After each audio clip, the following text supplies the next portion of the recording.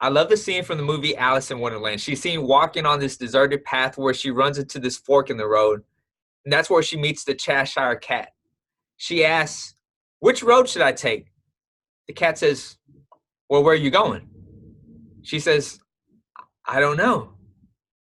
The cat says, "Well, I guess it really doesn't matter then."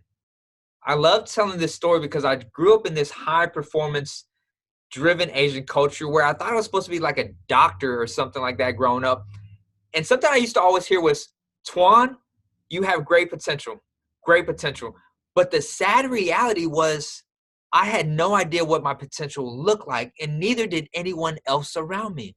So in my search for this potential, I found myself in a gang, addicted to drugs, selling drugs.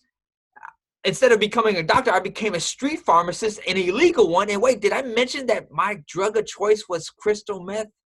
Yeah, that was me.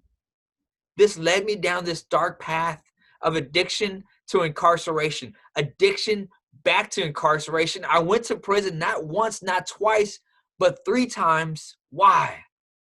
Because I wanted to be discovered, but I wasn't willing to be developed. Through my incarceration, God began to cultivate a vision for my life. He revealed to me that I would be the catalyst for the leadership movement inside prison walls. Because the reason was most people didn't see us as leaders, so they would never invest in us to become leaders. The missing element in prison reform was leadership development. What God was doing was preparing me for the stage. While I was in prison, I joined one of the greatest leadership organizations in the world, the John Maxwell team.